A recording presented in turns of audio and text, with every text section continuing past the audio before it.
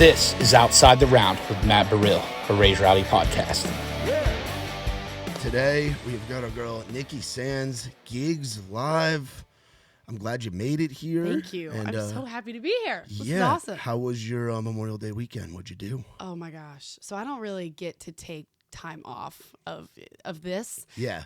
But I got my Saturday off. It was actually the most perfect day. I got to play tennis in the morning. Wow. Got on a boat, wakeboarded, surfed, went to Party Cove, and then ended the night with an improv musical night, which I don't know if you've ever done those. It was incredible. That's awesome. Third Coast Comedy. Oh, That's I love awesome. it. How about you? What'd you do? I was actually in the Carolinas, out in your home neck of the woods. I was in South Carolina, so Yes. the other Carolina. My girlfriend's from Charleston, so we went out there. One of Nice. her friends was renewing her wedding vows, so I got to meet like all of her friends and hang out with her family. And I got the seal of approval, which was the big thing. You know, it's a big deal. How long have y'all dated? We've been together for a little over a year now. So it's yeah, been, you need that seal been of approval. solid. Yeah, it's been good. So you're originally from Charlotte, North Carolina, a place that Yeah. I love. Me From too. my experience of going on the road and touring, places like Coyote Joe's are Yeah. like some of my favorite places to go to. And even like yeah. going into like Raleigh, like the I think it's the Red Hat Amphitheater. Like there's so much music in the Carolinas. Totally. So what was it And like starting there? I used to, in high school, go dancing at Coyote Joe's. Oh, yeah. okay. So you were a We regular. were line dancing. Heck yeah. Oh yeah, we but I mean it's crazy because there's a new conference called Confluence that's starting. They really are like trying to get music to the Carolinas more and more, just Awesome. more of a music presence. Because when I lived in Charlotte, I knew like I needed to get to Nashville or LA in order to work in the industry. And so I think it's important that people can stay where they are and still work in the industry. So Yeah. I'm really trying to get a big gigs presence out there too, so that we're like, hey, if you're trying to work in the industry, you can stay there if you want, or move to Nashville. But you know, be in the Carolinas. There's a resurgence. Yeah. Yeah. So how long? What was your kind of first step to getting in the industry? Because I figured you've been doing stuff before all this gig stuff started. Yeah, oh, for sure. I was gigging. That You were was gigging. it. We so I in college I was studying sport management, and I like really Nice. thought I wanted to work for the NFL. And so I had a sports internship in Greensboro, and I had to work a concert. They're like, "Oh, can you work this concert too?" It was a whole complex, and it was a Dolly Parton show. And I saw the whole, walk in. It's an empty arena. You build the entire stage. You have all the buses and the trucks unloading, and I just was completely overwhelmed, and it was magical to me. And I was like, oh, fuck sports. We're doing music. I don't care about Yeah. sports at all anymore. Yeah. So, anyways, can I curse on this? You say Okay. whatever you want, Great. Nikki. You are Fabulous. good to go. So that was kind of my jump in. I was like, okay, how do I do this? And then I started working at the Greensboro Coliseum with the event managers.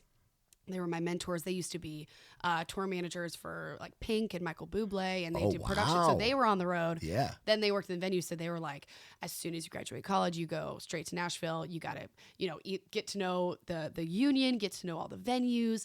All that matters is who you know, and that's the person that'll get you a job. Wow. And I'm like, well, how do I meet all these people? Yeah. So I moved to Nashville the day after I graduated from college. I didn't know anyone. I lived in a terrible house for like $300 rent with strangers, but it got me here, and I started working in a recording studio, and I just like gigged. That's all I did. Is I was like, I'm not gonna have a 9-to-5 job. I'm just gonna gig until I get on the road. So I worked, recording studio. I would work any venue. I got in with Bridgestone, Live Nation, Ascend, Ryman, and finally after like just trying to be on people's top of minds and first one in, last one out. And Yeah. just like, when you need someone, let me know. Someone finally put my name into work, Eric Church's Christmas party at his house. So I went working catering. And so when I was there, I was like, if you need anyone, let me know. And they're like, we're good.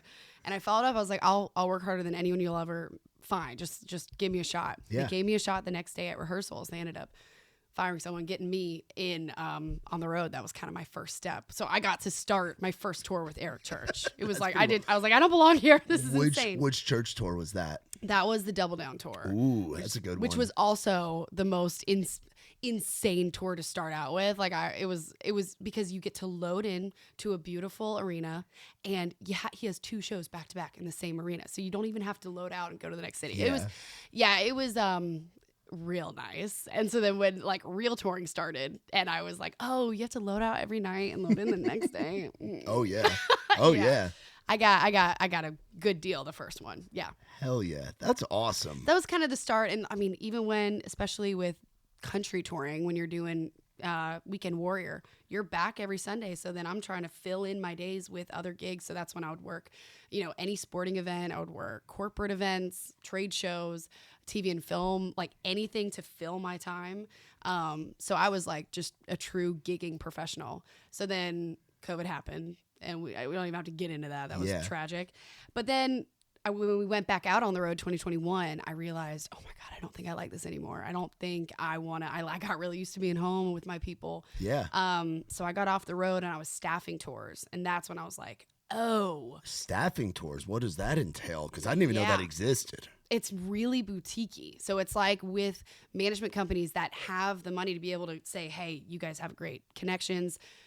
Please, we need a tour manager to fill in for this band when they go to Asia. So then I was like, how do I know? I need to get a good 15 candidates, tour managers that are badass for this level band that have Asian touring experience and know all the visa stuff. So that's when it hit me of like, I don't know that many people, and I can text as many people as I want. I can post on Facebook, BobNet. Yeah. But I was feeling like we need something else. We need something more professional. Yeah. And so that's when it hit me of like, all right, we need some kind of LinkedIn for our industry where you not only have a standard professional profile, but then you also have a standard professional job post, and you can meet people that you never would have met otherwise. Yeah, and the connections that you build on the road with other tours, like I've gotten to know folks like my buddy Rich, my buddy Joey that work on Kid Rock's tour, and like they're guys that one of them, Rich, does like the trucking and like drives the staging and drives the semis. Joey does like internal security and like all the different people that you meet in those connections and like who you know. But COVID took that away from us, and a whole generation of people didn't get to have that. Exactly. It took away the people that were about to retire, all that industry knowledge, and also it took away people that were that one person that would have connected you to the next person that would have gotten you that next gig. Yeah. So it really, we lost like 25% of our workforce. And going back out is a whole nother thing. Yeah. Like, we had COVID dogs out when we went out in 2021. COVID dogs. Dogs that every morning, every stagehand, everyone in the tour lined up, and the dogs would smell your left hand. And if the dog smelled COVID on you, it would sit down, and then they go to me, and then I shove stuff up their nose. And if they're always right, and they were always positive, and we had to send people home. And it was just it was a nightmare. And then, working in 90-degree heat with a mask, I was like, this is not, do we really want to go back to work? Especially when you're used to touring before then. And think about all the OGs that have been touring for like legacy tour managers, techs, rigging folks. Like that's why they got into real estate. Yeah. Yeah. Which is crazy. But now, Giggs, how long have you been doing this project? So I started this 2022 in the summer, and I was crazy enough to be like, I'll create a tech company, not knowing anything. And so I got with the Entrepreneur Center here and like met with any person I possibly could. And finally, I thought we could launch it to the world like 8 months later. No. And then because I bootstrapped it, I put about $200,000 of my own money into this. Wow. And I went with this Polish development company, ended up not working out, went with this other company, ended up not working out. And I lost all my money on this tech and what I thought we needed for our MVP of it.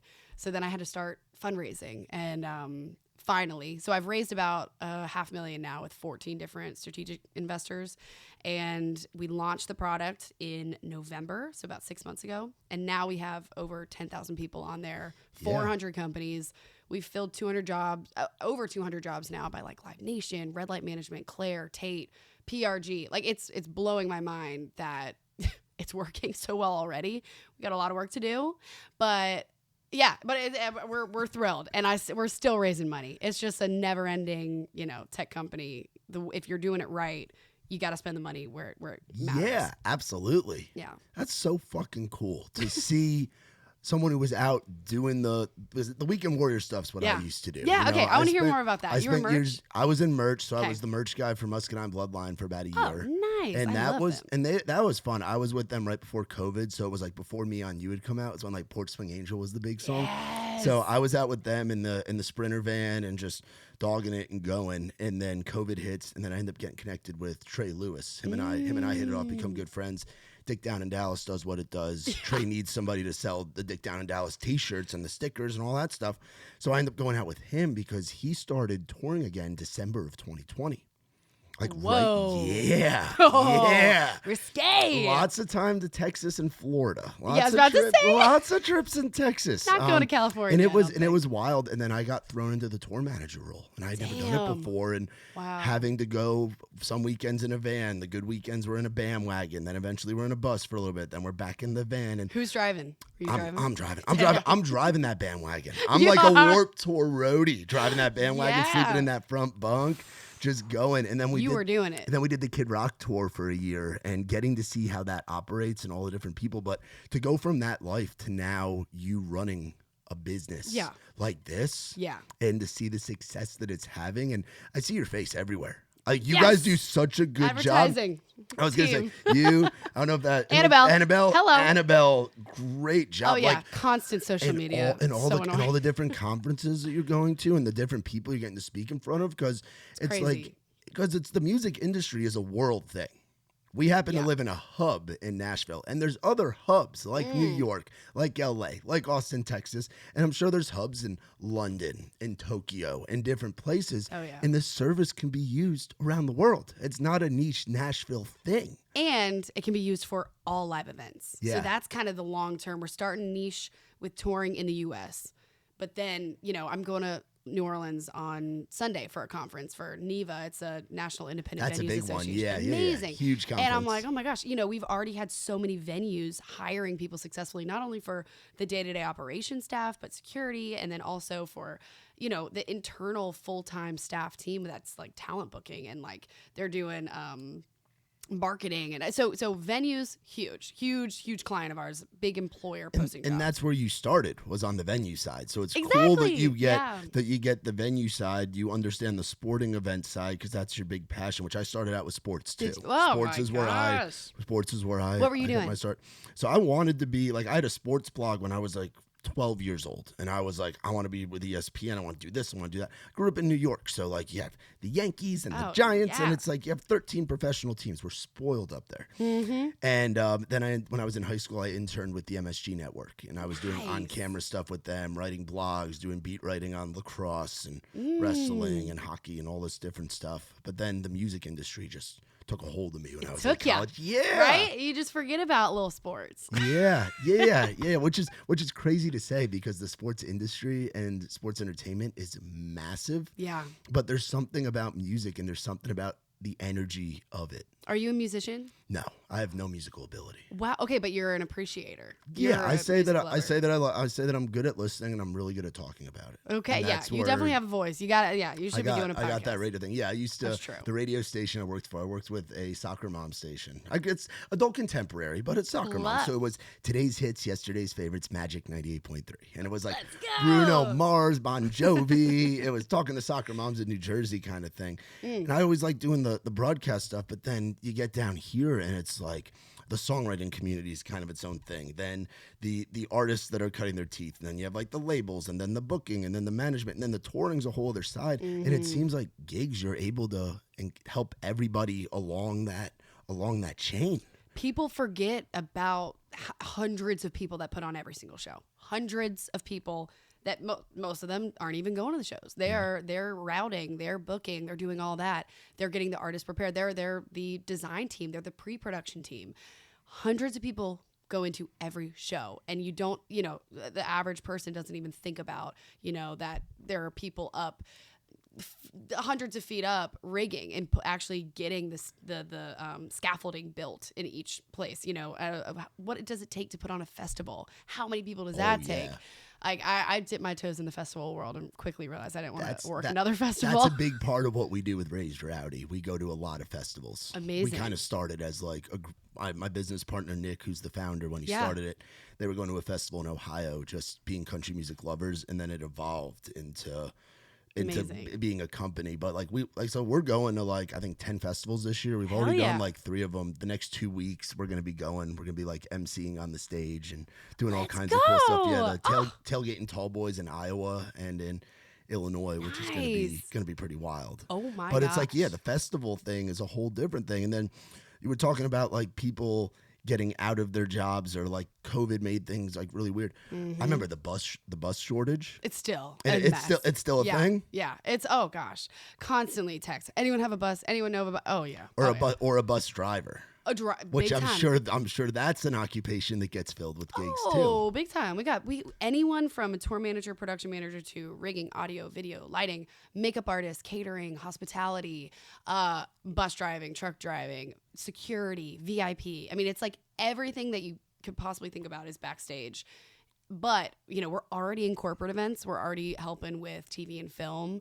We're going to do a much bigger hard launch into the TV and film world and the sports world. Like, I worked the Super Bowl the last few years. So, you know, this is all the same gigging professional. I got to stop you right there. What is that like? What is it like working the damn Super Bowl? Well, I was in working for Populous, which manages all of the credentials. So every person that steps foot in the venue, we're making a credential for them. And so it's handling, you know, group pickup. So you're making a credential for Rihanna, but also the guy who's slinging hot dogs too. So it's like all over the board, really learning kind of like what it takes to put on that kind of production. Insane. Yeah. And then also being in the city, like we were in Tampa when Tampa won the Super Bowl or whatever, Tom Brady won the Super Bowl, whatever. Yeah. And remember how I said I used to like sports? Yeah, right? Which was just wild to be a part of, like being in the city. But anyways, no, I mean, I still have a love for all live events like that. So, you know, the same gigging professional that's working at that recording studio, that's slinging merch, is the same person that's going to be behind the scenes working sports and TV and film. Like I've worked. You know, I worked the casting for The Bachelor. Random gigs. You really said yes to everything. I didn't say no. That is my advice to every single person. Such a key. You're never above your job. Like I've done jobs I did not want to do. Like I was working a corporate event and I had to go on a pedal pub and be on a pedal pub. I was like, what? Didn't I get a degree? But like, then it's if you ever have a thought like that, you're thinking wrong. Like you're never above a job, and every single gig, every networking event is that next opportunity to meet the right person. And I mean, also people see the way you work. It's not that hard to stand out in our industry because so many, I don't know. I just think if you're working hard, people will remember you and they'll call you.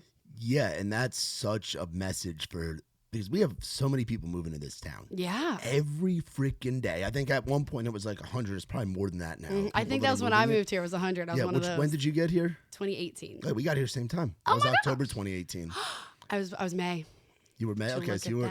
So when I first moved to town, I went from being in the radio station to I had some buddies that had moved down here, and the gig that they got me to be down here was checking IDs on Broadway at Dirk Bentley's Whiskey Row. I was a bouncer my first year in town. Incredible.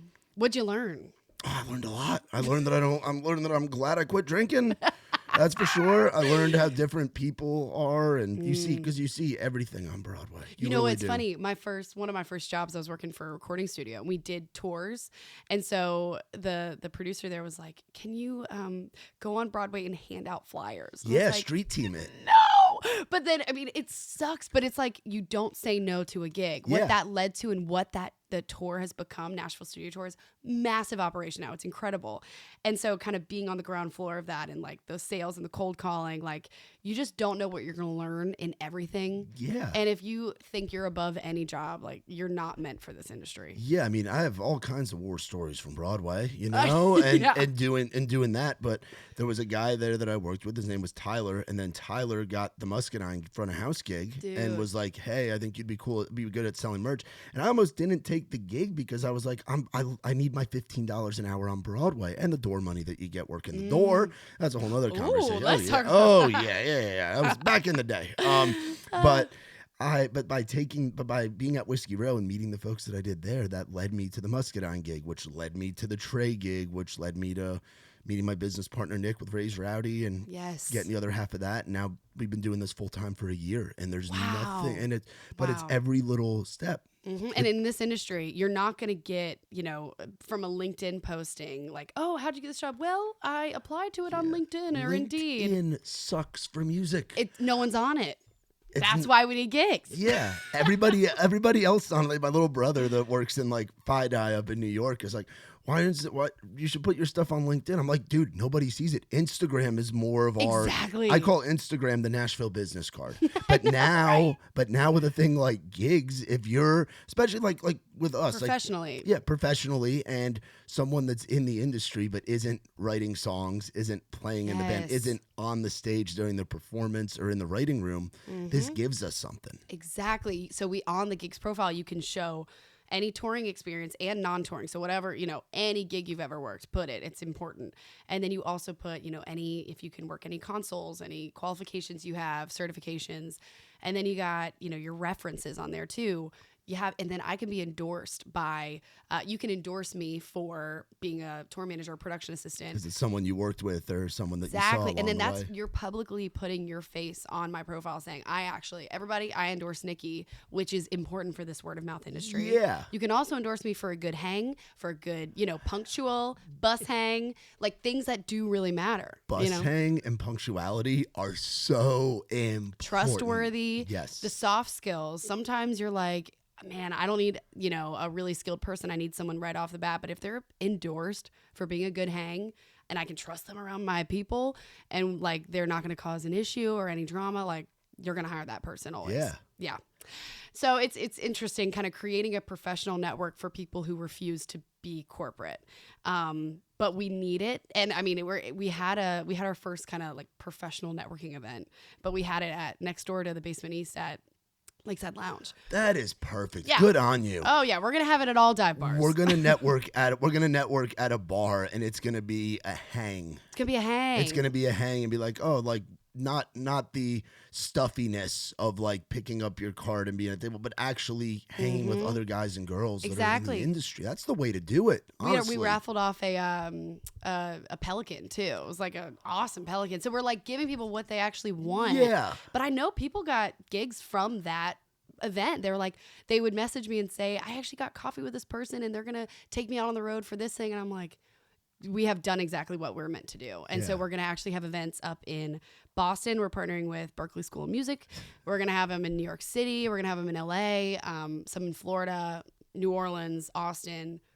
We'll see. I mean, hell, I'm not sleeping. Like, I am so hyped up about this. I feel like you haven't taken the time to just chill in maybe your whole life, that's say, because I just feel like you've just been going, but that's what it takes to get to the level and to run an operation and to succeed in this industry. Exactly. I was about to say, you've done it. You gigged and now you're running this. And I mean, it takes the craziness and a person that just is not going to stop. Yeah, and the passion for it. It's the love for it. It's not for the dollar signs. Dollars are great. I'd love to have a ton of dollars.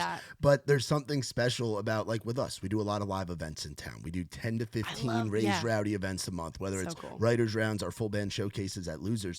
And like last night, we had a kid, Braden Stewart, young kid, 19 years old. Got up there ripped, like Texas rock style stuff, like that East Texas, like Coetzel-y kind of thing. Hell yeah.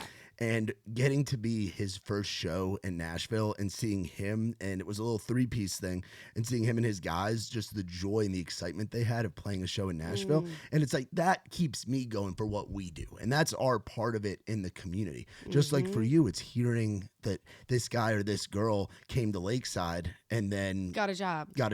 You kidding me? And so many people are getting jobs. I mean, it's working. And also the employers are thrilled because they're, they need someone last minute. It's like that classic, the amount of texts I get of like, hey, can you go out and TM this band tomorrow? And I'm like, no, how are you going to do it? They're like, well, can you send me recs? And I'm like, dude, we got to just post on gigs. It's constant. Our industry is always going to be who you know.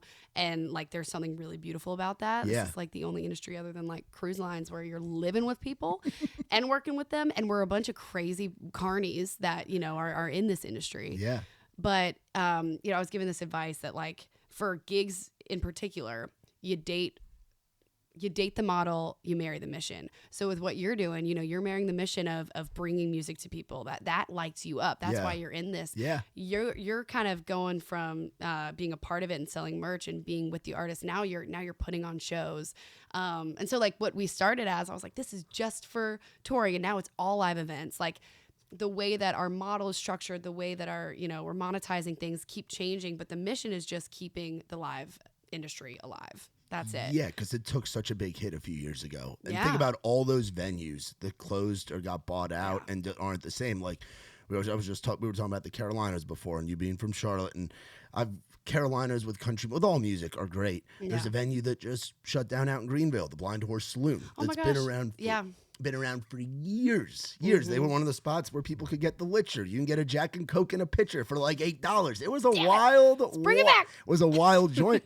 But there's venues that, like the whole scene in general, people didn't know exactly what to do. So by now having this resource is a big thing. And it's honestly our biggest competition is just the culture of the way everyone's used to be doing it. So like if someone has a gig, they're just going to text everyone first. And so what we're building now, so right now it's just profile, post jobs. It should be ready in a couple weeks. Basically a CRM, a contact management platform. Wow. So like I've been asking all these big, huge companies of how are you managing your list of freelancers? When you need an LD or when you need a TM, how are you going about it? They're like, oh, we just text them. So this is allowing them to upload the whole, take red light management. Everyone has their own contacts. Everyone can upload them to the massive red light management CRM in Giggs.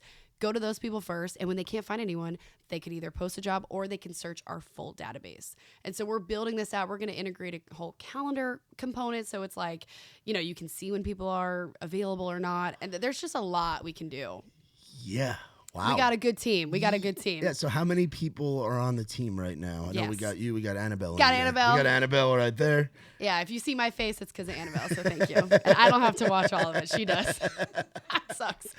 So, we got my CTO, Taylor Preston. He's incredible. He's worked with a lot of different startups and just a genius developer, coder. So we got him full-time. We got Annabelle. We have Stephanie Beta, who is just hopped in as customer success sales. And we have Enoch Yang, who is in Charlotte doing remote kind of the operations and customer support. So we're a small team, but we're mighty, and they're like, I can't believe they deal with me. But and we have like an incredible board of advisors. Like ever since starting this, I know that I know nothing, and I still like know nothing, and I'm just trying to be surrounded by the smartest people who can tell me, who can give me really blunt, honest feedback. And for the first we've been doing it I've been doing it for 2 years. I would try to meet with like 5 to 8 people every day, whether that be someone who's in the startup world, in the tech community, in marketing, sales, and then in music, and give them this idea and hear their thoughts. And, every time someone had a question that stumped me, I would go home, I would rethink this, and then I would now have an answer to that question. And so I finally am now kind of at a place where, all right, I can answer the basic questions, but where's the future? Well, where do we want to go? And that's where, I'm asking our employers of like, oh my God, you guys need some way to manage your contacts. Let's build it. Done. Oh, you don't like that? We'll change it. Done. Like the only reason we're going to have this company is if you guys like it. Yeah. So we're going to make it exactly how people want it. And then we're going to really focus on, the professionals and building out that robust, like building a whole just mobile app too. Right now it's web, so you can use it on mobile, but that we're going to build app a whole. is going to come in handy for the guys and girls in the trenches on the road. And exactly because it's going to be what no Wi-Fi. Yeah, what are you going to do? It's going to be like we used artist growth. I wasn't around long enough to be on like a tour with like Master Tour, but we did artist growth, which was like the same kind of thing. Oh yeah. But you're talking about having a team. That's no different. Being an entrepreneur and being like doing what you're doing and then finding the right pieces to take it to the level of where you want it to go. It's no different than like an artist signing a publishing deal, signing a record deal, signing. Totally. Because the artists are running their business just like you're running yours. So it's like we hear guys and girls talk about, I met my manager, and then I got my booking agent, and then I got my publisher, and then I signed my record deal. And it's like all your members of the team facilitate that. If you also think about it, even smaller than that, you were your own company too as a freelancer. Yeah. When you were doing merch, when you were on the road, when you were doing radio. Like I think that's something that with Giggs hopefully professionalizing this industry in a way, it's like every freelancer that is hopping from tour to tour, that's managing their own schedule, that doesn't necessarily have they're their own boss. They have their own company. They need to form their LLC. 1099, baby. 1099. Dude, save those receipts, guys and girls. Save those receipts. And mileage. Dude, I think it was like 12 1099s in 2019 because it was like when I was on the road and then I would work any small. Yeah, it was. Yeah. So we could also maybe Giggs offer tax tax services to people too. Yeah, right. So how you could do? Yeah. That's awesome. Anyways, okay, so you went from radio and then doing this. Where do you see this then going in 3 years? So Ray's Rowdy, we're a country music. We have the lifestyle brand with all, as you can see, all the hats over there and all the shirts. We do the events in Nashville. We do 10 to 15 a month. We're starting to partner with festivals. So this year we're doing all three of the big Tailgate and Tall Boys festivals. We're doing Rock the South. We're doing country concert in Ohio. We're doing we did some of the Rock the Countries, the Kid Rock Aldine thing. Oh, cool. Do Auburn Rodeo, Georgia Rodeo. We always have a big presence down at Key West Songwriters Festival. Did you just go? We just went. Yeah, it was fun. It's always fun. Yeah, and it's like when I first got off the road, I was like, fuck, a part of me is really going to miss this. Yeah. And it ended up being a bigger part of me than I thought. And then now we're going to all these festivals and helping out with club shows in the Southeast and doing different things with Ray's Rowdy, where it's like, You're back on the road. I'm back on the road. The month of July, I'm gone every weekend. I'm driving my Tacoma, pulling a 5x8 trailer that's got the merch grids, that's got this, that's got that, that's got our activation. And instead of putting on a show, I'm putting on an activation and doing this and helping out with the marketing for that. And who's your co-founder again? Co-founder's name's Nick Tressler. Nicky did he tour? Nicky, so he's a little bit older than I am. He's in his 40s, and he was just really good at listening. Started Ray's Rowdy was a blog, and then he had his podcast. And it was funny. He was blogging about Riley Green in like 2017, 2018. And Warner called him up and was like, hey, how do you know more about this guy than we do? So can you meet? And Nick's like, well, I'll be in Nashville for CMA Fest. I'm like, wait, you don't live here? And he started making connections through the blog. Because Nick and I were actually talking about this last night. It's like when you're out of town, as somebody that's in like our line of work, like being curators for the people in a way, like having the blog and the podcast and the playlist and the editorial stuff, we almost do better when we're out of town, because you're in a bubble when you're in Nashville. When you're out of town, you're really searching for it. And you're finding those kids coming out of Texas. You're finding what scenes popping up. Oh, this Americana Appalachia thing's really cool. Oh, this or that. But when you're in town, you're just you're seeing like what's kind of, and we have we've partnered with a bunch of different like labels, publishers, done all kinds of takeovers, things like that, and love all those folks. But it's like, it's cool to see that. So then Nick ended up with a radio show. They gave him one of the Odyssey stations up there. Cool. It was Y108, gave him an editorial radio show, which is unheard of in a major market like Pittsburgh. And he ended up playing a song by Larry Fleet that wasn't even serviced yet. And Big Loud saw it on their thing, and then he built a relationship with them, and he ended up doing the marketing at Big Loud for Hicks Tape for about a year and a half. Damn. And then he got out of that right as I got off the road with Trey, and then his business partner wanted out, and had just had his second kid back in Pittsburgh. So, well, I was asking that. What a story, and so it's been a year, what a cool also shift into doing something that's like, I mean, totally is right up both y'all's alley. Yeah. But I was asking that because you have the touring experience. You're going on tour with him. So thank God you have that knowledge. Yeah, and we're bringing out, like, this week coming up, like, we're bringing out our content guy, Jarrett. We're bringing out my buddy Mitch, who used to be Trey's bass player. So he's a gigging musician. There we go. But now he's off the road, and he's like, I'll come sell merch for you guys. I'll come. Basically, it's come party. Bring the Rowdy to Ray's Rowdy. Somebody's got to do it, so I'm sober. Yeah. And then we have like kind of like a contact list of people that come out to the festivals with us and come and hang and bring out like our own street team. Well, I see this getting way bigger in the years to come, and when you need even more people. Well, I was gonna say, gigs. I think there's like, because for us it's like finding, like, we have a great like content team and things like that, but like finding a photographer, finding a merch seller, and when we get to a point of, if there is a Ray's Rowdy festival one day, finding the people that can help put that on, all those resources are on You're the gigs. talent. You're gonna need a TM. I mean, come on now. They dream bigger. You're gonna need a PA. You're gonna need it's exciting. I wonder, it'd be crazy to have somebody doing the job that I used to do, doing it for me would be freaking wild. It'd be wild. That's your. Have you had like pinch me moments of like, oh my God, I get to do this job? Yeah, I mean, next week's gonna be pretty pinch me, because I think Clinton, the Tailgate and Tall Boys in Clinton, the headliners are Jelly Roll, Shinedown, and Bailey. And Yeah. Bailey we've known for a while. His first time playing on a stage ever was one of our events at Live Oak. Oh my gosh. That was like 4 years ago. Wow. We get to see artists as they kind of come up, and then it's cool getting to see them in the festival scene. Like one of my first events that I ever put on back in 2019, Dylan Marlowe played. He had just moved to town. You know, Dylan, Yeah. Meg Maroney, people like that are just crushing now. Ella Langley was like, Ella was on tour because she and Trey have been roommates for years. She's like Trey's little sister.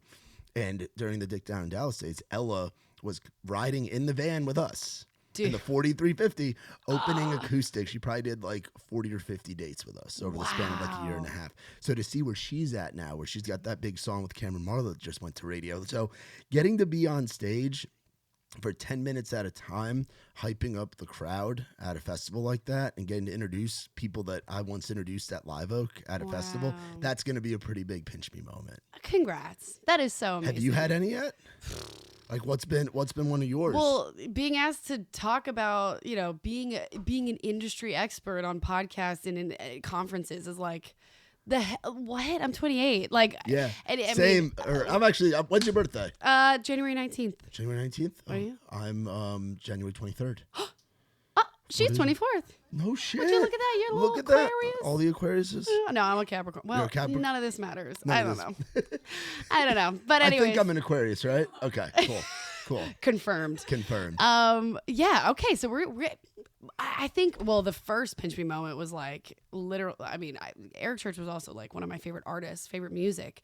So it was like, you know, listening to Springsteen in rehearsals, and I was like, how do I get to do this for a living? You know, you're not also taught about that these jobs exist. Had I known in high school I could be doing this, I might have had a totally different trajectory in college. I might not have even needed to go to college. That's what I'm saying. You probably could have just gotten out and gotten entry level with the high school degree. And then by that point, you have the 4 years you were spending, which again, I look at my college journey as it worked out, and I take skills that I learned, just like what you learned in Elon. Great school, a lot of fun. Totally. But yeah, you get that early start. Yeah, and I mean, also, if I had known going in maybe freshman year, I would have really taken more production classes, and I could have even, you know, I could have been a more skilled PA going into then TM or PM, like, or production coordinator, whatever it is. Like, I could have had a different. So a huge thing with gigs, I want to educate high school level and college level. Like, we're partnering with so many colleges now of like, by the way, this is a great career. And hey, by the way, it pays really well. And like, you should really, you know, to start out, you got to start out here, but and maybe drive a van and maybe live in a van. You pay your dues. But it's music industry. Part of it. It's also, you get the shittiest jobs at the beginning because everyone needs to see, are you in it? Like, are you okay with 18-hour days? Are you going to be a complainer? Are you going to be a good hang? Are you going to work hard no matter what? Then you're going to get a cushy job. But, you know, I mean, especially touring. Touring is never going to be cushy. It's a tough job. But for people that need to be on their feet, people that, you know, like chaos, that if you're on tour, you are just a problem solver and you're a leader. I didn't realize that until I went out, that like everyone in every department, so that's video, audio, lighting, rigging, carp, like you are, the stagehands come in, the hundreds come in, and you are the leader telling them how to put this truss together, how to put all this together. So truly, like, what you're looking for when you're hiring for touring is, can they be a leader? Can they lead well? And are they willing to put in the work? You know, do they know that you're going to load in at 6 a.m. and you might not load out till 2 or 4 a.m. Yeah. And you get a couple hours of sleep. Can you still be a joy to be around? You know, it's just. What was your go-go juice for staying awake? Mine was bang energy when I was the musket. I was banging. Oh my God, I did Red Bull, which just, it was like, I have not had Red Bull since I've toured. What flavor? The sugar-free one. Okay, sugar-free. At least you had that. Well, I would terrible. go with, and I did this now a lot. Celsius existed. Celsius. I would be on a different level. Celsius changes the game. Completely. Oh my God, I love it. I love Celsius. but when I'm out now at these festivals, I'll take whatever. Like sometimes we're set up next to the Monster Energy tent. There you go. And they'll just hook us up with stuff. It's like, hey, we'll give you a hat for a case, and we give them a hat, and then we end up with a case of Monsters, and then all my people, all the girls and guys selling merch are just flying around. It's crazy. Well, then you forget, like, you'll have coffee and be like, wait a minute. today would be better. I would be happier and I would be better at my job if I just chugged this Red Bull. And so then you get really bad habits on the road. And then, it's just, it can be an unhealthy lifestyle, but it's like an active decision if you want to be healthy, because you're getting 4 meals a day. You're starting to eat at 6 a.m. when you're loading in. Oh, if you got catering, you're set. Catering changes the game. Catering can be great or the worst thing in the world. You got lunch, you got dinner, and then you have after show. How so could it be the worst thing in the world? Just because of the desserts that are there? Are you talking about from the health style, or are you talking about working in catering, or what's? I guess both. Yeah, I started out in you got to see it on both. Yeah, and it just depends. I think one of our caterers, he would get like the best desserts in every town. So we went to Boston. It was like the greatest cannolis and all this, like these cake shops. And so I was like, well, yeah, I just walked 30,000 steps today. I'm going to try all this. And then you're drinking, because my first job was I would do dressing rooms from 6 a.m. to 6 p.m. 6 p.m., I would become the backstage bartender for all the guests that would come to the show. So my job from 6 p.m. to 2 a.m. was to get everyone shit-faced. Yeah. And so I would too. And it was so fun because, you get people coming in and you would be like, take a shot. And they're like, well, take it with me. And I'm like, twist my arm. So, yeah, I mean, it was just like, it was a great time, but I also was 22. You're meeting so many people like that way too. Like the guests that come to these shows. That's something I learned being on tour with Bob with Kid Rock. Was one day we were sitting. It was in Tampa, Florida, at the shed that's there. Nice. And we were sitting in our little dressing room area, and we heard somebody kept going woo woo woo like Ric Flair. Oh my gosh. I look out the window, it's Ric Flair having a fucking cigar with Kid Rock, and I'm like, oh shit. So like the guests that are on some of these tours that are showing up, you never know. I got to meet some. You never know who you're gonna see. Yeah, we got some NDAs. We're not. I was gonna say that backstage bartender role is it definitely. On your first day, you're probably signing that. Yeah, we had a fun time. Yes, yeah. I'm sure. Hell yeah. That's awesome. What bunk were you? I was going to ask you that, too. I was going to ask the bunk questions. Very important with touring. Very important. I was bottom back passenger side. How about you? Okay. I got lucky where I would do Don't the tell top. me you did condo from the beginning. Oh, well, no, we didn't do condo. Okay. No, we were in a bandwagon. Oh, yeah, that's true. We were in a bandwagon. True. My first bunk experience actually when the tornado came through Nashville. I was still with Muscadine, like right before COVID shut everything down. We borrowed Drew Baldridge's Sprinter, and he had like the coffin bunks. Oh, so my first bunk experience was the coffin Sprinter. In a Sprinter, that was my first one. Going to a mud park in where the hell were we? It was somewhere in Mississippi. It was wild. You have earned this. Oh, yeah. I saw some shit. Oh yeah, we had some fun. It was fun, but it was crazy. But I would be in the bandwagon sometimes. I would take passenger back top, which wasn't the best. Worst. I couldn't get up there. I'm 5'4". Yeah, you are little. You are little. Yeah. And then you would be like, that's like you get really like. I was wobbly. the tour manager that tried to make sure that the guys. No, you were being nice. Because with Trey, it was like his guys were. It was the band that he had playing cover shows. Because people don't realize Trey had been doing music for 10 years before Dick Down came out.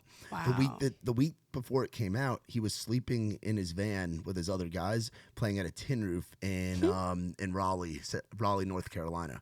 So it's like. Those guys, they got out there and got a taste of it. Shit got wild. Wow. It was a wild gig. Yeah. It was a wild gig. Man. And I mean, hell, who am I to talk? Like, I truly, like, I had, a few years touring, and then I kind of got out and went to staffing and did this. There's so many just, way more insane veterans. And, like, part of gigs, I really want to prop up, especially the older veterans that made this industry is only like 50 years old, so like they made this what it is. And so we were gonna have like a mentorship thing, but anyways, that's all that gonna to be, say, because the OGs, the old heads, love mentoring. And we need it. They love it though. We got millennials and Gen Z coming in being like, I need a work-life balance. And it's like, do you know what industry you're in? I don't think you I need a work-life balance. Oh, what do you mean I got to sleep in the van? Yeah. Oh, what do you mean? What do you mean lunch is pulling into this Exxon because we're running a little late? What do you mean the trailer tire popped because the axles weren't greased? Oh, what do you mean you don't get to go home for a few months? Like, that's the job. If you don't like that, then you should. So it's like we do need some tough love from the vets to bring when people are coming in of like, that's why you get the shittiest job. That's why when you start out, you're the first one in, last one out, and like those really physical jobs that to start to be like, can you actually make it? Do you even like this? If you Yeah. don't like it, we don't want you. Go Yeah. out. But if you do like it, you know, then you're meant to be out here. Yeah, and that's a sign for, I think, a lot of different things in Nashville. You know, Yeah. like the grind is so important. So when you're not out there grinding and doing this, how do you relax? What do you do when you're not in Giggs life? Because I know it seems like this is it. It's a 24-hour job. No, I get burnt out. So I get burnt out all the time because it's never ending. But so I'm learning to like at least once a month I take like a Saturday off, and it's awesome. And so like, I got out on a boat. It was fabulous. Genuinely, if my week contains Wednesday night Bible study, Sunday church, and like Sunday supper with my best girlfriends, like my week is good. If I'm working all the rest of the time, fine. But as long as I have time for those, like I have a good week. But relaxing. Like, what do you like to do? Man, oh my gosh, I play tennis. I love playing tennis and Nice. pickleball. I'm on like a league. Yeah, of course. Now I made it competitive. It's a job now. We're going to States next weekend. Really? Yeah, I love me some tennis. And man, I love reading. I love working out. Hiking. I love to go to the beach, dude. I've never been south. I've never been to the 30A. I really want to. You've never done the Gulf? No, I really want to. Yeah. We're doing a thing in September. Okay. And this is for you too, Annabelle. We're going. We are doing, so we did it last year as kind of like a test pilot, and this year I think we're doing it we're really going for it. We're doing a Raise Rowdy weekend takeover of the Floribama. Dude, okay, I'm there. So I'm there. So we book all the acts, and then it's like some songwriters, and then like the full band stuff. And the Floribama's nuts because it's got 4 stages in it, like in the building. I've heard so much about it. Half of it's you feel like you're living in a Riley Green or a Kenny Chesney song because it's where Riley got his start. Yes. There's a famous story of Riley arm wrestling a guy and snapping the dude's arm. What? Like back in the day. Yeah. Yeah. Oh yeah. Oh. See, yeah. It's a fun time, and it's right on the beach. And the Gulf beaches are unlike anything else with the white sand. The water's so I'm in clear. September. You tell me when I'm there. Yes. Done. Yeah. Funny, the arm wrestling. It's so funny. I actually on Saturday went to Mother's Ruin, which I also said I don't ever want to go back to Mother's, but I always end up back at Mother's. I've never been. Oh my gosh, I've you never don't been. go. It's great. Where though. is it? Germantown. Okay. It's great, kind of. I don't know, but I was. I don't know what happened. One of my best friends and I, we like had some bet, and we were like arm wrestling about it. And I don't even know how this happened, but we had the biggest crowd. Everyone's like throwing dollar bills and like betting on like she's 5 foot, I'm 5. We're like doing an arm. Anyways, so that might be our new bar move of just like making money. Hey, like I'm a poor entrepreneur. I need some money. Let me win this thing. Where in town do you like to go out to? Like, where are your spots? You don't strike me as the Broadway type. No. I feel like you've been here long enough. I feel like we all go through our Broadway phase when we first get here. Oh, totally. And then we're like, nah.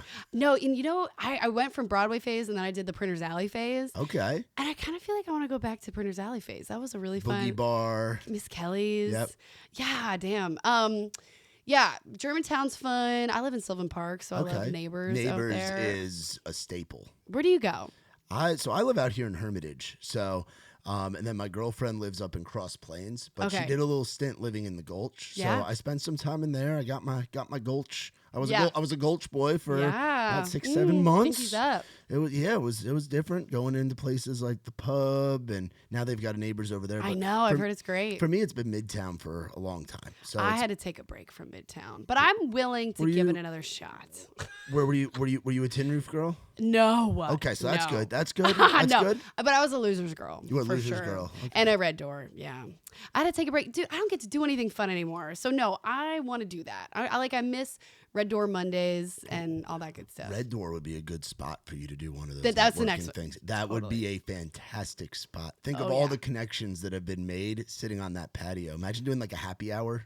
100%. No, done. It's already happy hour at Red Door would be sponsored by Giggs. Sponsored by Giggs. That's what Done. I'm saying. It's a Giggs happy hour. If you want a happy dad, you gotta register for Giggs, and now we'll get you a free happy dad. Yeah. There you go. Yeah, that's the next place. No, I'm ready to have some fun again. It's summer, and I think there are a lot of sacrifices when you start your own business, and like I had to sacrifice a lot of personal life stuff, all of my money, but it's, you know, it's so cool that it's working and people are getting jobs. Yeah. And so, you know, I know that this is going to be a grind for the next 5 years to actually like really make it what I want it to be. Yeah. And what I think none of us really, you know the direction and, you know, marry the mission, date the model. So like things are going to change, but like I've never felt more of a purpose, and we have such a fun, sweet, great team. I can't wait to build it out more. And so like, yeah, this I don't plan to have a life for a little while, but that's okay. Like this is worth it. I feel that because I'm doing the same kind of thing. Of course you are. With running a podcast network, because we've got mine, we've got 4 others. Thankfully 2 of them are like digital, so it's just like they do it on like the Zoom style platform, so it's just not as much work goes into it. Yeah. But like we just started a podcast yesterday. You did? Yeah. Hell yeah. The Giggs podcast. Hell yeah. I was gonna say we're gonna you talk. are very well spoken. Like you do a great fucking job. Seriously. I listen. All I do is listen to podcasts. So thanks. Yeah. Well, there you go. You've got lots of experience training. Of listening. Sorry, keep going. Well, I was gonna say like I relate to how you're saying like trying to balance it all. Yeah, for real. You just got to be all in on it. And the sweat equity. Sweat equity is everything. Plus, you know, I mean, we're 28. Like, come on now. Like, let's set ourselves up for the future. Like, and I tell everyone who's like graduating college or whatever, it's like, if you are in your early 20s, now is the time to work your ass off and like say no to going out of that thing and like saying yes to that gig. Oh, it ruins your Friday night because you have to work. Well, that's going to get your next gig. Like, it's just, if you are a hustler, you're going to go really far in this industry. But if you're not willing to put in the work, like it's not for you. Go into corporate America. Yeah, I didn't have weekends for the longest time. Now I still don't with with doing the festivals and stuff. How do you relax? I spend a lot of time with my girlfriend and her daughter. Awesome. She has a little 5-year-old girl that's awesome, and I have trouble saying the word no to that Erin, my girlfriend, gets on to me about. Yeah.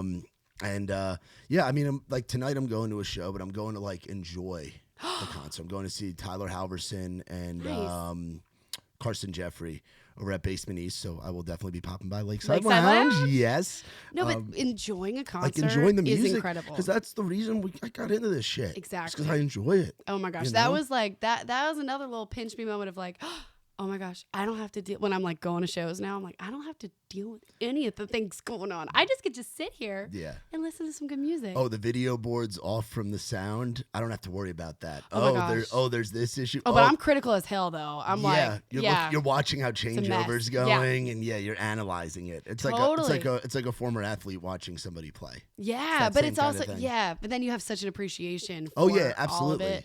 But the other thing though is like, I think when I had that first internship working that Dolly Parton show, when I was working at the Coliseum, the event managers go, never pay for your actual seat. Like, just get the shittiest ticket and you can sit wherever you want. You just have to have confidence. And I live by that. And I guess if everyone did that, it would be a mess. It would be chaos. Like, definitely follow the rules. What's the wildest way that's worked for you? What show did you do that? Oh, I've gotten backstage. Like, you just have to have a lot of confidence. Well, you, like, Bridgestone, you have to know the venue. So, like, depends. If you buy... Oh my God. Recently I went to Ed Sheeran. We got tickets like that day for the 300 at Nissan. So we walk in and I see the guy who's giving out wristbands for the floor. And I was like, is this where we get the wristbands? He's like, oh, do you have floor seats? I was like, yeah. I got it for like 10 of my friends. And we were on the floor and it was just awesome. I was like, damn, like I'm totally taking advantage of that guy. Didn't know, but he should have known. That's fucking. So I like Bridgestone. You know, you can buy whatever seats and like usually just sit right behind front of house, and those seats are always empty. Yeah. I don't know. No one else take this from me. Like, they're hacks. They're hacks. They're hacks. Just it's all about knowing when people are going to come to yell at you, get out of the way. But I don't know. I think like if you don't know that kind of confidence and that energy of kind of knowing where to go is kind of like what you need to be in the industry too. I don't know. I think I could get some hate for that, but anyways. I don't think so. I love it. So you went and saw Ed Sheeran. What kind of music do you really do you vibe with now? Oh my gosh, I I'm feel all like over the board. Our tastes change as we get older, right? too. Like, man, like my all-time guy is Paul Simon. I love, like, Okay. yeah, Graceland's my favorite album. But I was raised on like classic rock with my family, and then got into more southern rock, and then like recently I love Casey Musgraves so much. I love like a really good songwriter. Who doesn't? I Yeah. guess. But Casey, man, you know what's sad is like when I have a lot on my brain, I either drive in silence or I listen to a podcast, because I can tune out a podcast, but I can't tune out music. Yeah. So if I'm listening to music, I am enjoying it and I'm listening to every part of it. And so I guess I've got a lot on my head because I'm so like lame right now. I'm not listening to music much. What about you? I mean, I'm all over the place because I'm consuming it every day. You're writing about it and talking about it. Yeah, we're like I said, we do the 10 to 15 events a month in town. So it's like I'm hearing, damn. like I heard 5 full bands last night, and we had 2 acoustic acts, and like I'm getting to see it like at the ground level. So it's like there's people. I need to come. I can't wait. Yeah, come whenever. We'll be at Live Oak on Sunday. We're at Live Oak every Sunday. Losers every Wednesday. We do events out at the Rusty Nail, which is the sick. Have you been out there before? Yes, years ago though. So it's cleaned up. It's gotten cleaned up a little bit. Okay. Rusty Nail is a magical place. I like it because it's near my house, where I live out here in Hermitage. Amazing. So I'm spoiled. Yeah. I don't have to go into town, pay for parking, which is great. And then they have the volleyball court out back. So we do our events. Like we do one a month called Rhythm and Smoke, cigar and Sick. whiskey. Oh, cool. And they have that little back patio stage where we put 2 people on while there's co-ed volleyball league going on. That's So you what have I all the want to play volleyball. So they have, Nail's the place to do it. Wednesday? Wait, when is it? What day is this? This is Monday. Monday. So we do that I'm one going. Monday. Then we have our buddy who is now part of Trey Lewis's touring crew. Used to be his drummer. He's our buddy Matt McElwain. He books it. He books an event there the other Monday, and then I host at Live Oak every other Tuesday. Your schedule is full. All over the place. You don't sleep either. No, I don't. But sleep when you're dead. Yeah, that's exactly what I was gonna say. Sleep when you're dead. Well, Nikki, I appreciate the hell out of you coming and doing amazing. this. And Thank you. I can't wait to see your podcast is gonna crush. hope. No, it will. It will, honestly, because you're gonna be able to have like the advice, the nuggets of knowledge that you just gave during this. You doing that consistently, and the visual content of that, and like pair that with going to all these conferences and just giving kids hope, because it's daunting when you get out of college and you don't know exactly what you want to do, or you're like, I want to work in music. Now they have a place they can sign up and they can go fucking work in music. There we go. And they're gonna pay their the whole dues. mission. So seriously, I love what you're doing with thanks. gigs. As somebody who has gigged a bunch, Exactly. I appreciate you We doing need to get it. you on gigs. You need to make a profile. Mhm. Yeah, I'm probably gonna have you help me with Yes, that. I So got you. We will for sure do that, and because I love what you're doing with it, and I love the give back to the community. That's something we'd like to say with Raised Rowdy, is that we love giving back to the community, and the community. You're doing it the every community week. for us is the songwriters, the artists, the music fans, things like that. Community of the workforce that gets so taken for granted, and hasn't had the resources. You're doing a shit ton for, and I'm so excited and thankful to have you in this town and in this business. Oh my gosh. Seriously. Damn. You're I know. So sweet. I'm a good hype man. Yeah, I'm a good hype yes. man. Oh my goodness. That's why they like me introducing people on stage. I was about to say. People are like, wait, you just gave that introduction. And like, it could even be somebody that I haven't met yet. Great. Like yourself. Or That is your superpower. You're gonna crush it next week. Oh my gosh. Enjoy every second of it. Oh, it's gonna be wild. Full circle moment of kind of the steps you climb and where you are now. That's incredible. We're excited going to Iowa. Lots of corn. Lots of corn. Lots of corn. It's gonna be awesome. Lots of flat. Yeah, that's gonna be great. Yeah. Lots of country music lovers. So that's gonna be amazing. Yes, we love the Midwest. So where can people go to find you on everything? On Instagram, I'm Nikki Sanz, NIKKISANZZ, and follow Giggs at Giggs, GIGGS.live. We have a TikTok, I think, and a YouTube, and we're constantly posting gigs. And so to get on Giggs, go to Giggs.live, GIGGS.live. And you can use the promo code, if you're listening to Raised Rowdy, Giggs-Raised Rowdy, to get right in, because we vet everybody unless you have a referral code. So if you're listening to this, you got your referral code. Get on in there, start creating your profile and applying to jobs. That's awesome. Oh, yeah. Hell yeah. Love that. We all be sure to check out our girl, Nikki Sanz, and be sure to visit Giggs. any guys and girls out there, I know you guys watch this shit. I know you guys ask me all the time about touring and stuff. Go to Giggs. Go check out Giggs live and be on the lookout, and follow our girl Nikki. And thank you guys and girls, as always, for watching and listening to Outside the Round. For more on us, visit raisedrowdy.com. Shout out to our new friends from Surfside, Matt Quigley. We love you. We love the folks at Surfside. Great vodka iced tea, lemonade, all kinds of flavors. We're going to send you home with a 4-pack. Yes. Take it out on the boat with you. Bring it to girls' dinner on Sunday. Y'all can arm wrestle for it. It'll be awesome. But oh my thank you guys as always. For my girl Nikki, I'm Matt Burrill. This has been Outside the Round. Thanks, Matt. I ain't never been the kind for staying in one place for too long. I ain't never been the best at saying I love you to a girl I love. Only got a couple tricks on my sleeve. They usually just make them leave.